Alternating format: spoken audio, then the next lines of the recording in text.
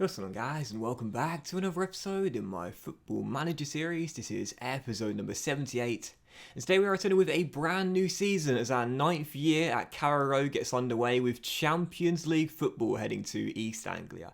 Today we'll see how pre-season went, the first Premier League game of the campaign, the transfer special, and the Uefa Super Cup against Arsenal as well. Loads to get through, and let's start off with the much loved transfer special. And I also want to start today's episode off by saying thank you so much for all the support in the series so far, guys. I mean, I really do appreciate it. You know, when I did my Cardiff save last year, I was like, I might as well end my Football Manager career on YouTube with that save, because I'll never get anything close to it. But this has been so well received, just as well received as the Cardiff save by you guys. And it means so much to know that, you know, this takes so much of my time, so much of my effort to maintain a Football Manager series daily. I've never done that before, and to be able to do it with this one, and you guys show the love you have on 78 episodes, thank you so much. It's season 9, it's the first episode today, and yeah, I can't wait to show you the transfer special. So let's get to it then, and we will of course start with the departures, as you can see, where we raised £71 million for really only 2 sales. I'll run you through the departures. I'll see a few players left on loan. These are sort of academy graduates, if you will, but also Alex Telles, deep line playmaker, left on a free. He's gone back to his native Brazil, so obrigado mi amigo, and adios as he goes to Rio. We also saw Moises leave on a free. I was gutted about this, man. I mean, obviously we signed about 3 or 4 years ago, tried to negotiate a new deal, but he sadly would not extend with us, so that's a big blow there, losing a really great young talent on a free transfer. But the main 2 departures, as you can see, were Dean Henderson, who literally just left in the past week. He's gone to Brighton and Hove Albion. Said it before, there's no point in having 3 great goalkeepers here, Zangrandi, Henderson and Farines, all on 65 grand a week plus. So it just made sense to sell one of Henderson or Farines this year. And in the end, I'm glad I kept the number 1, the penalty saving king, Farines. As Dean goes, farewell to Dean. Good profit made on the guy, and he's off now to Brighton for his final few years in football for 29 mil. That's a good sale as well, considering we only signed him for like 7 million. And the big departure was this one, Thomas Basilla, the French centre half who we signed, I think it was 4 years ago now. And I must say, I really liked Basilla. You know, I really did. Signed him from Nantes, and I'd never heard of the guy before, but he was just consistently good in this team, whether he was partnered alongside Godfrey or Pavlovic or Akuaku. He always put in a really good shift, and farewell to him. He's done well for us. He was out of contract at the end of this season, so he'll be out of contract in 2028. So he had 12 months left on his deal, and to get 42 mil for the guy, I think it's a good sale, really. It might be under his market valuation, but with him in his final year of his contract, we would have otherwise lost him for free. So 42 mil sale, and I'm totally fine with that. So 71 million raised, primarily just for the 2 players, but the signings we've made this season, I'm excited. I really am, and I can't wait to reveal them one by one. Let's get to it. Of course, we'll be starting off with the least exciting and working our way up to the most exciting. And we'll start off with a guy who you guys actually knew about. I talked about him last season. I briefly showed him, I think, as well. Volker Brunt, won't spend too much time on him. He's an 18-year-old ball-winning midfielder. You know I love these mental stats here. And yeah, not too much to report, really. 3.7 mil. We agreed it last January, and now he's finally turned 18. The deal's gone through, and we'll keep an eye on him this season. Second signing, and it's a veteran freebie. Well, actually thinking about it, let's not say veteran. He's only 30 years old. Let's just say youngish player. It will be a couple years till I'm that age, but I'm starting to dread the big 3-0. But that's how old Scott McTominay is, and he is our second signing of 5. Yes, McTominay, who I had in my Cardiff save last year, I am a huge fan of this guy in real life, man. I absolutely love him because he is a workhorse, and you love these physical stats right here, man. 17 stamina, 16 natural fitness. He's not the quickest, but he's 6'3", so very tall, with great jumping and balance, and mentally, I mean, this is where I absolutely love the guy, seriously. 18 determination, 18 teamwork, and 17 work rate. My favourite 3 stats in Football Manager, and this guy has got all of those in really good ratings. What? I don't know. But he's got great stats in the areas I love. Technically, 2 not bad either. 15 tackling, 13 passing, 13 marking with 14 first touch and 13 technique. Isn't too bad either. The interesting thing about McTominay, which you might have noticed here, is that he spent the last 6 years in Argentina.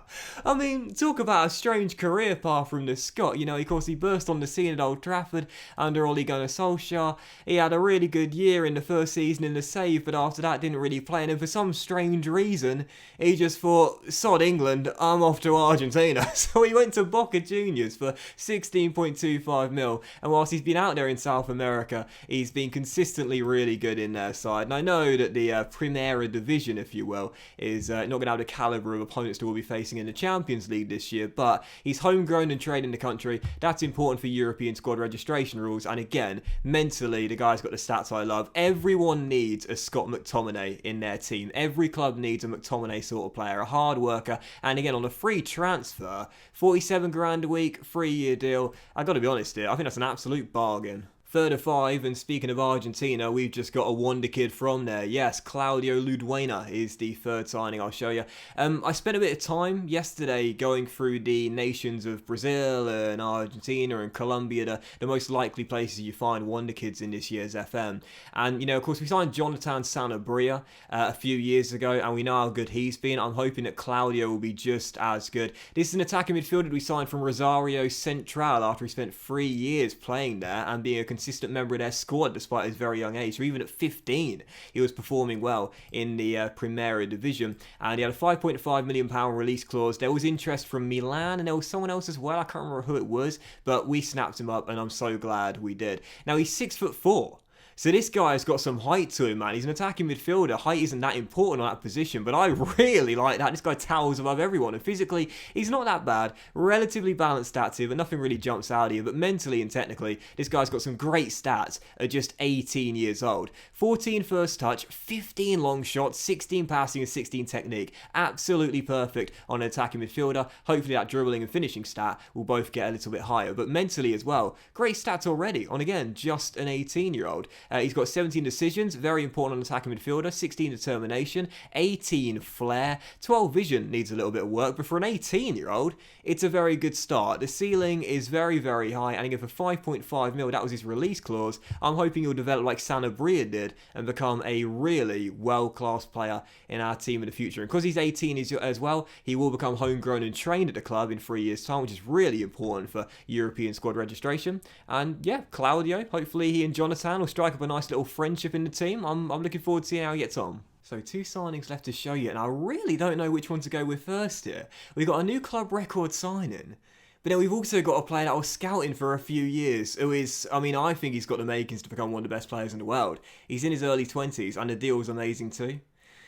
I'm going to go to club record signing first and save the other guy for later. So, new club record signing for Norwich City by £3 million, and it's a new centre-back. Nicolo Armini is in to replace Thomas Bissia, and I must say here, this is a little bit of an overspend, or at least I think so, but he has got some amazing stats. Now, I know a lot of you guys have been commenting in recent seasons saying you really need to improve that centre-back role. Ben Godfrey, whilst he is your club captain, probably isn't quite as good as some options out there, and as I've mentioned before, the most difficult area I've found for good players in this year's FM is either defensive midfield or centre-back, but we have got one of the best young defenders you can buy in Football Manager 2020 now. Nicolo Armini is an Italian. He's only 26 years old. He spent the last 3 years playing for Vukasin Vasilic's Hertha Berlin, and now he's made a switch to England for £74 million. Obviously, Hertha Berlin, as you know, have been one of the best sides in Germany in recent seasons, and they were runners-up in the Bundesliga last year, and you can see why with him in the back line.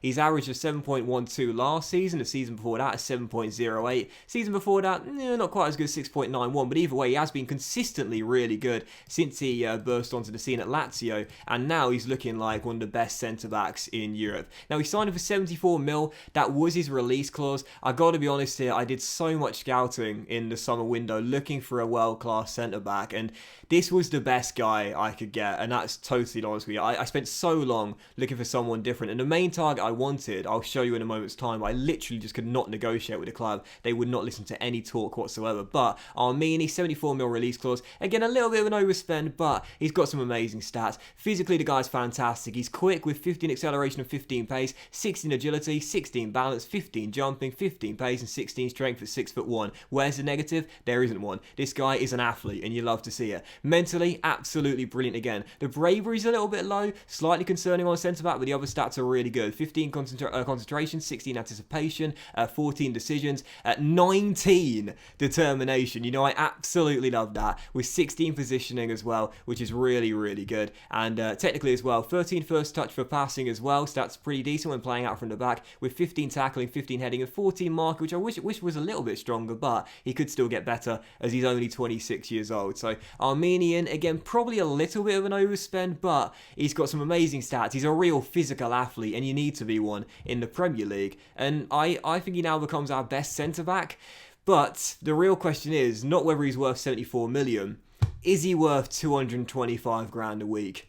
I really don't know, man, but that's what I had to pay to get him in. I was on like an orange negotiation with the agent, so I was just like, okay, take everything we've got in the bank, don't walk out the door. So yeah, I mean, he comes in. The contract is absolutely ridiculous, man. 55 grand a week, 55 grand appearance fee. Absolutely ridiculous. But again, there was no other really world-class centre-backs out there, so I had to pay a very pretty penny to get him in. But I think he's got some amazing stats. He's been doing well in the Bundesliga and in the Serie A, and hopefully he'll do just as good in the Premier League and the Champions League as well. New club record signing, Nicolo Armini. And the fifth and final signing, I would say, represents the best value for money out of all of the 5 players we signed. And I am so happy to have this guy in, because we were scouting him a few years ago. And do you remember last season we signed Carl Crowley? The season before that we signed Herman Bamba. Those were 2 players that I had on a poll for you guys to vote in. We've just gone and signed another one from that poll. You might know who he is now. If you follow me on Twitter, you definitely will. Welcome to Norwich City, Robin Maher. And I'm so happy with this signing. It's an absolute bargain. Now, when I showed you this guy's stats on Twitter, some of you guys said he's got some unreal stats. And that was back in the day when he was at AZ Alkmaar. If you remember, a couple of years ago, Manchester City snapped him up for £59 million. But what have I talked about throughout this save? It just keeps on happening. Manchester City have a revolving door policy with their star players. So 2 years after arriving at the Etihad Stadium, they put him on the transfer list, and we signed him for 40 million. What an absolute bargain. I would have spent around 70 million on him when he was at AZ Alkmaar. Now we've got him for 40 after 2 years worth of playing Premier League football.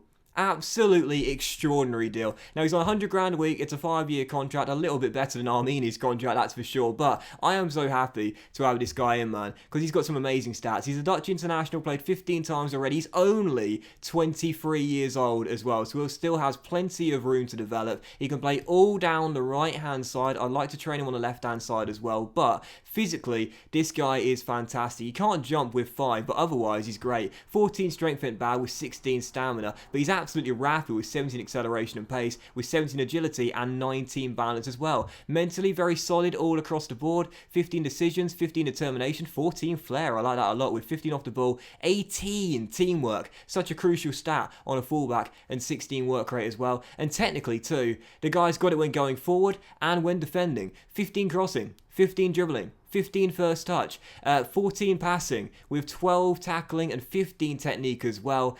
The marking is a slight concern, but he's mainly going to be used when going forward, and again, as a winger or a wing back, I think he's got some absolutely fantastic stats. And again, for £40 million, it's an absolute bargain, and I'm so happy to have him in. And with 18 teamwork and 15 leadership, do you remember last season, I was talking about the fact that Ben Godfrey's our captain. We need someone to replace him long term as he approaches 30. I mean, with those stats there, I'm just thinking, if this guy takes over from Max Aarons as our starting right back, future Norwich City captain, well, quite possibly. Robin Maher is in, and I have to say, this is an amazing signing. £40 million, and now we've got Crowley, Maher and Bamba. 3 of the 5 that I showed you a few years ago. Who's coming in next season, Raphael or Dominic Polmans? But yeah, £123 million spent on the 5 players in the end. Of course, most of that going on Nicolo Armini, and £71 million raised for player sales as well. So once again, for the second straight year, we did make a loss in the summer window, but it wasn't that bad. Only 52 mil. That's not a lot, to be fair, considering how much money we have in the bank.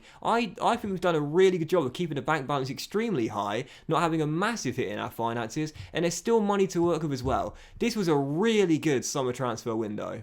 However, it is worth pointing out, with the incredibly pricey contracts being agreed with some of those new signings, and also giving some extensions to our current players, our wage bill has never been higher. 2.62 mil. Look at the spike here in just a few months' time. My goodness, over $500,000 in what, just a few months? That's absolutely terrible, man. But hey, you got to spend money to make money. That's just how it works. And as you can see right now, the squad is now looking like this. I'm very happy with the team we've got here. You know, I seem to say it every single season, and I'll say it once again.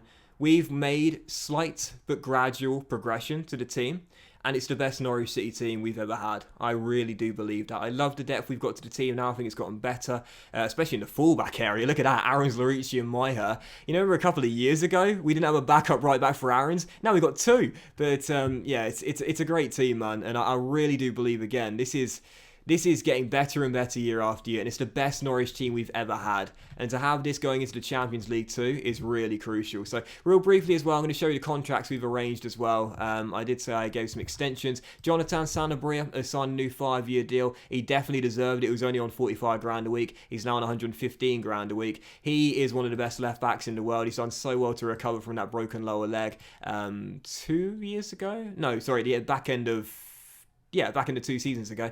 He signed an extension, as is Max Aarons. He's now on £140,000 a week. Massive pay increase for Max, but we love Max out of the academy, homegrown, traded the club, and an amazing right back. And also Matty Longstaff, now on 160 grand a week as well. Now we're in the Champions League. These are the sort of contracts we've got to start giving out to our players. So Longstaff, Aarons and Sanabria, all tied down to new 5-year deals, and very happy with it too. Now, as for the dynamic screen, as you can see, the team cohesion is very good, the dressing room atmosphere is very good, and the managerial support is excellent as well.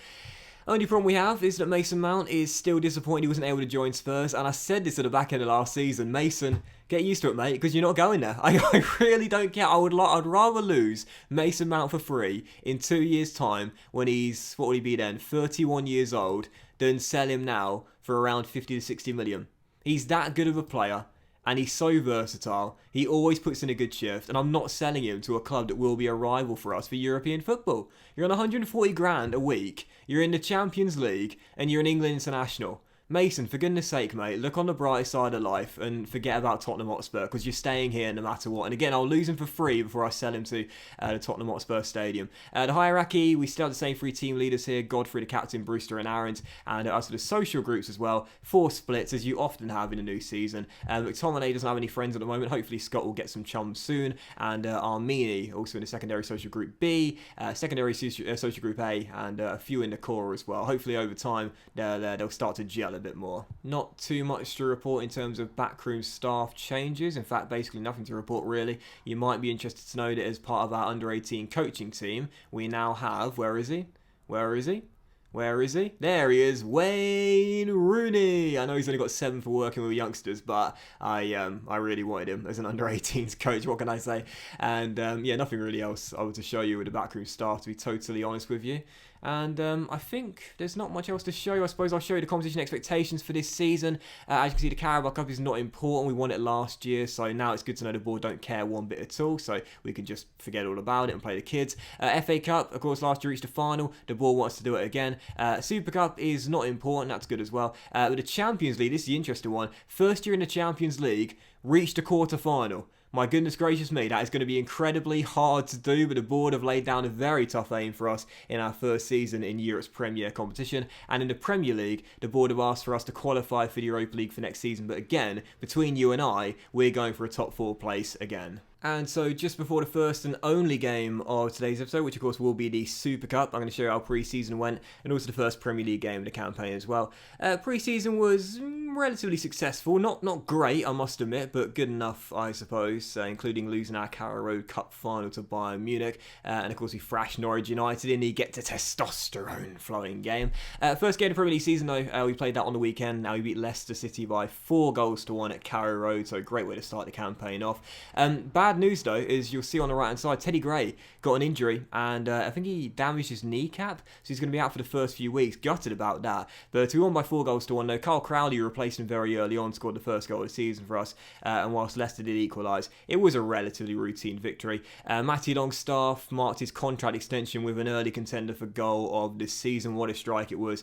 Brewster scored right before the break, and Abbey also made it 4-1 just before the end of the game. Always nice to see the Frenchman get a goal in a very solid victory on the opening day. And speaking of Brewster as well, bit of an injury crisis to start the season off in the striker role. Our amazing strike partnership of last year are both out for the first few weeks. Brewster and Gray going down early. That is not good to see. So Carl Crowley, time to step up, young man. Didn't get many chances last season. We're going to be thrown in the deep end now without Rian and Teddy both out for the first few weeks. You might have noticed there as well, I did post about it on Twitter yesterday, but for those that don't follow me on Twitter, first and foremost, what you doing, man? I always say this, follow me on Twitter. I keep you guys up to date with the save all the time. But yeah, Rian Brewster won his first England cap over the summer. About bloody time he finally got a call up. And yeah, after many long seasons with us, an amazing goal to game ratio, finally Rian Brewster is an England international. So that's basically that. Very long introduction, but it is now time for the first and only game of today's episode. It is our first ever Uefa Super Cup as we take on the most successful side in England, Arsenal, at the Ramon Sanchez Pizjuan, which I believe is Sevilla's stadium. So let's see if we can win it, pick up our second European honour to save. But as I often say, this and the Community Shield, don't really care either way. But pertaining to the game, as you can see on the injury report, it is the strikers that are currently out right now. Teddy Gray with that damaged kneecap and Rian Brewster with a twisted ankle. They'll both be out for around the same amount of time, so when one comes back, the other will come back too. So that means that Crowley and Abbey will get a lot more first-team football. Mason Mount is still carrying a knock. He won't start. McTominay's a little bit unfit. Otherwise, everyone is fine. And this is our team for the game. Then we're going to go with a 4-1-2-3 gegenpress system, which a lot of you guys think is our best tactical system of the save. And we'll see how we get on today. Farina's is back and in goal for us. You'd love to see it, with the back four being Warburton, Armini, Godfrey and Robin. Midfield trio is Kenner, O'Connor and Provenzano. Bamba's on the left as an inside forward, not really suited to that role, but to be honest, we don't really have anyone to do that role now that Jokic has gone. Dembele's on the right, and again, Crowley will lead the line. On the bench, there's quite a few. Zangrandi, Akuaku, Sadi, Pavlovic, Sanabria, Madula, Ricci, McTominay, Longstaff, Mount Rose and Abbey as well. First and only game, it's the Uefa Super Cup. Not really too fast, but I'd still like to start off with some silverware. Come on, you Canaries. I think it will take a very long time before we can battle Arsenal for the Premier League. I mean, it's theirs. The Premier League is theirs. They've won it 4 straight seasons. They're the favourites to win it again. So, yeah, I think at the moment it's just who can take Arsenal down. And I think we've got a good chance of doing it in a few years. But this year, I certainly wouldn't say so. And bloody hell, talk about a bird's eye view. We couldn't be higher up in the sky today. And it is all Arsenal to start this game off as Dalton rolls it through. And Armini lost his man. And thankfully, Chiatti, who won the Premier League Golden Boot last year, hits it straight at the Venezuelan as it's still 0-0. Armini, that's not £74 million worth of good defending there, mate. That was shocking. Into the second half now. And 10 minutes after the restart, still deadlocked at 0-0. Nothing, really, being created by us. Ref's been a bit card happy with 6 yellow cards in the game so far. Robin's just picked up a knock, so not a good start for our new £40 million man. But this is destined for penalties. Shocking game. Chiatti coming forward for the Gunners with Drew Warburton to beat. He's had a tough afternoon, Warburton. Chiatti in the area, shoots. I don't know how on earth. That almost snuck in, but it almost did. Off the woodwork and cleared by Robin. Still 0-0, destined for penalties here. So 3 minutes of added time. They've gone by really quickly, and it's extra time. My goodness, what a shocking Super Cup. First highlight in extra time.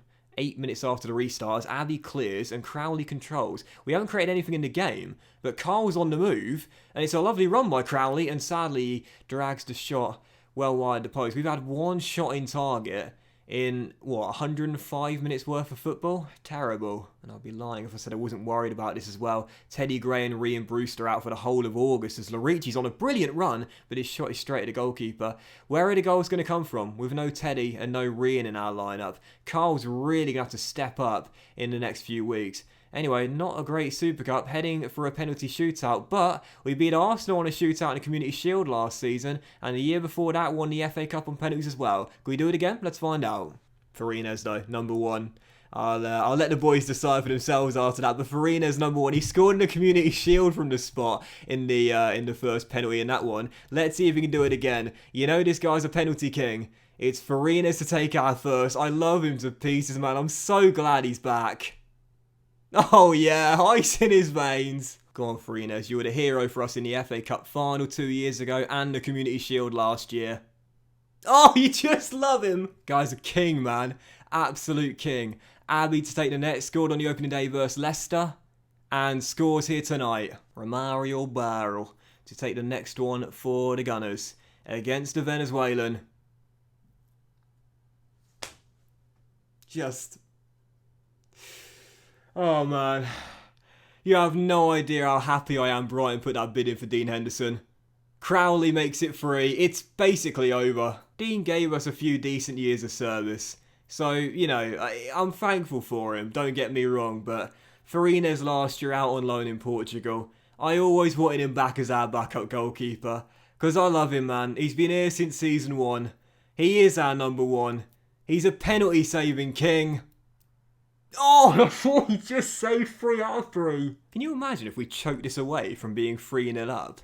I mean, unfortunately, I can imagine it based on what's happened in the series, but hopefully it won't happen. Lloris to take our next. If he scores this, the shootout is over. And it is. Drills it into the bottom corner, and the Brazilian wins us the Super Cup. And I'll tell you this, man, we have got one heck of a record in finals.